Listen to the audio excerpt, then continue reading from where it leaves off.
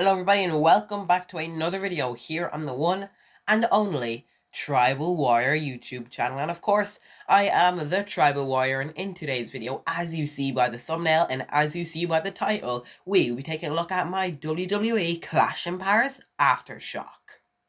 Now, if you're new to this channel, my Aftershock is basically my thoughts and opinions on every WWE premium live event that takes place. After a PLE takes place, I tend to do my aftershock, which is basically my thoughts and opinions discussing did I like the show, what did I rate the show, did I get any of my predictions right, and just a few other bits. Now, the show we will be discussing is the show that took place on August 31st, 2025 in Paris, the capital of France. Clash in Paris. We're going to dig into 6 fantastic matches and some announcements the WWE made in today's video. Now, we're going to get started in just a minute, but before we continue on with the video, I just wanted to say, if I sound a bit different in today's video, or if I just don't sound normal, I'm just a bit sick, I'm completely fine. I'll continue on with the video. It's just I have a bit of a cold, so my voice might just be a bit different, but either way, let's go continue on with today's video.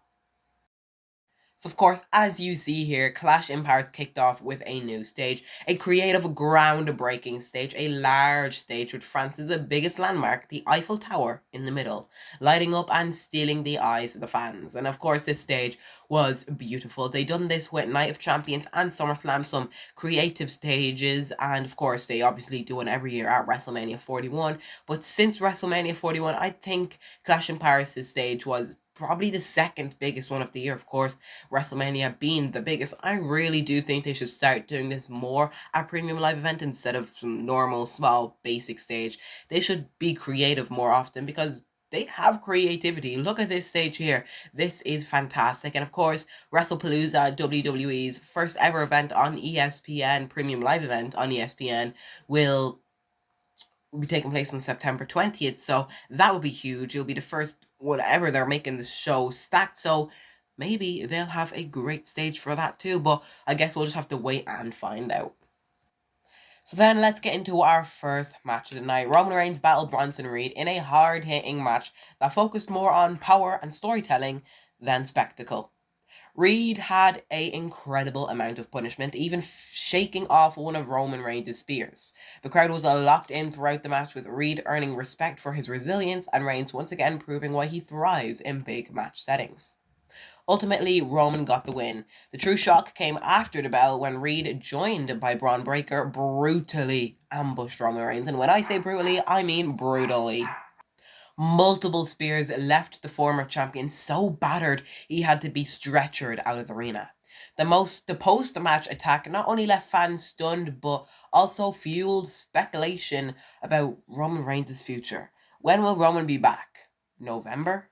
December? War Games?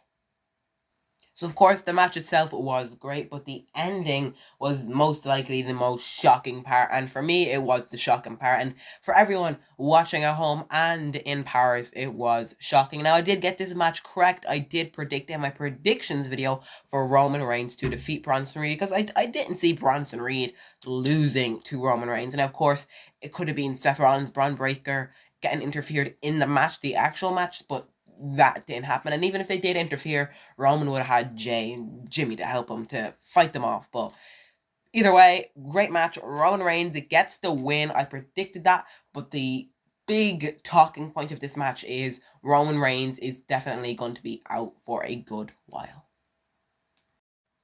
Then we had our first championship match of the night. It was the White Six defending against the Street Profits for the WWE Tag Team Championships. So of course, as we all saw, the Wyatt Six continued their dominance in the tag team division at Clash in Paris. Montez Ford and Angelo Dawkins came in with momentum after earning their rematch, and their speed and teamwork gave them stretches of control. However, there were mixed emotions in this match, potentially teasing a future breakup or a heel turn. In the end, the Profits couldn't overcome the chaotic presence of the Wyatt Six. Mind games and well-timed teamwork helped Loomis and Gacy to retain the WWE Tag Team Championships. The end of the match came when Gacy and Dexter Loomis hit their new move called The Plague.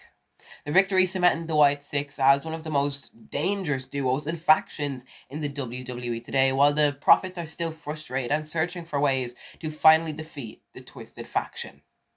And yes, once again, I got this match correct. I didn't predict to get new champions. I just saw the White Six recently became champions. So they're not going to lose them that fast. They have so many opponents for them in the future. And I heard there was rumors for the White Six to have a rivalry with the MFT. So I'm sure that will happen in the coming weeks. But for now, the White Six retain.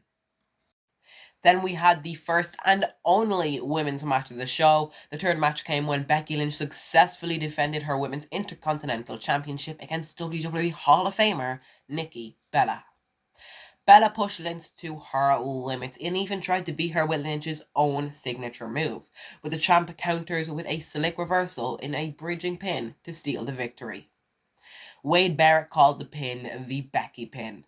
It was another statement win for Becky, who continues to prove why she's one of WWE's most reliable and dominant champions. The match, though dramatic, drew some mixed reactions to fans online. A sequence where Bella slammed Lynch onto the announce table was criticised for looking slow and fake, sparking debate about the match. Despite that, Lynch walked out still champion, while Bella's return proved a nostalgia boost, but ultimately fell short of shifting the vision. This match was great. I did predict Becky to retain the championship. As I said with all the other ones, I just don't see Nikki winning. To be honest with you, I don't really see Nikki ever holding championship gold for the rest of her career until she retires, in my opinion. And I'm not even trying to hate. I just think I don't see her becoming world champion. I don't see her becoming United States champion. And I just don't see her getting really that close to the Intercontinental Championship anytime soon again. So, other than a tag team championship, I don't think she's going to get that close to any other title. So, great match. Becky Lynch retaining. Oh my goodness, let's talk about this match here. Sheamus versus Rusev in a good old-fashioned Donnybrook match. Sheamus and Rusev tore Paris down in their Donnybrook match in France, delivering a wild brawl filled with weapons, tables, and non-stop intensity. Sheamus leaned into his trademark strength, battering Rusev with some shillelaghs, barrels, and even his beats to the ballroom move. At one point, he even hit a white noise off whiskey barrels through stacked tables, sending the crowd into shock and shocking everyone around the world. Despite Sheamus' resilience, Rusev refused to be denied. He powered through chaos and locked in a brutal shillelagh-assisted accolade that forced Sheamus to tap out. Only the second submission loss of Sheamus' entire WWE career. The match stood out as one of the night's most brutal spectacles, praised for its creativity, pace, and sheer physicality. In my opinion, this was the match of the night. It was chaos. It was so good. So many good moments, and I think the highlight of the night was probably Sheamus and Rusev going through those stacked tables from on top of those barrels. Now, the photo you see in front of you is Rusev with that accolade locked into Sheamus on top of the barrels, but moments after that, Sheamus delivered Rusev through those barrels, jumping off them through tables. And it wasn't just one table, it was like 2 or 3. It was absolutely crazy. But in the end, I did say that Rusev would get the win, and unfortunately, I got that match wrong. I thought Sheamus was going to win this match, and I was a bit too confident in my predictions video. I was just wouldn't stop yapping about how much Sheamus has to win this match because it's a Donnybrook match. He practically invented this match, but either way, Rusev did get the win. So that is my first prediction I got incorrect. And then this was also very exciting news. Now, of course, we had loads of matches in the show, but we also had a few announcements, including this. Before the next match got underway, the WWE announced another Europe tour starting in January 2026 on the road to the Royal Rumble. The dates announced were a live event in Leipzig, Germany on January 8th, a SmackDown in Berlin, Germany on January 9th, a live event on January 10th in Glasgow, Scotland, another live event in Copenhagen, Denmark on January 11th, a Raw in Germany on January 12th, another live event in Germany on January 13th, A live event from Newcastle, England on January 15th. On January 16th, a SmackDown hosted from London, England. A live event on the 17th of January in Poland. Another live event in Nottingham, England on January 18th. And finally, to conclude it all, a Raw from Belfast, Ireland on January 19th. So of course, I'm always happy for a Europe tour because that is good for us fans here in the UK, because I'm obviously based in the UK. I think I've mentioned that before. And that means the show starts earlier. It doesn't mean I have to stay up all night at 1 a.m. and until like 4 a.m. watching Monday Night Raw and feeling sleepy. I can be awake and enjoying the show. Of course, there are some good landmarks that were announced there. Germany, Scotland, Denmark, England, Newcastle, Ireland, Poland, and so much more. So very exciting to see another Europe tour, and that will be on the road to the Royal Rumble. We'll talk about that a bit more later in the year, maybe early 2026. Then we got the co-main event of Clash in Paris. John Cena and Logan Paul put on a thrilling battle that lived up to the name, Legend versus Kid. Logan Paul used his speed and athleticism to press the early advantage, hitting crisp suplexes, submissions, and even pulling out a blockbuster to keep Cena off his balance. But Cena's veteran style turned the tide. He powered through Paul's offense and unleashed a mix of classics like the 5-knuckle shuffle, multiple attitude adjustments, and even a surprise Styles clash before finally putting Paul down for the win. While Cena walked away victorious, the match elevated both men. Cena reminded fans why he's still WWE's biggest stars, delivering in a high-stakes spotlight, while Logan Paul earned respect for hanging against a future Hall of Famer and matching his energy.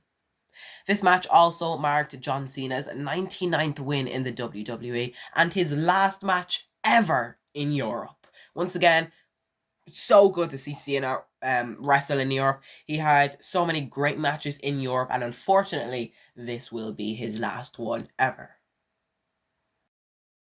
And then we got another announcement. Before the main event, the French commentator, WWE French commentator, announced that the official attendance of Clash in Paris was 33,343 electric people.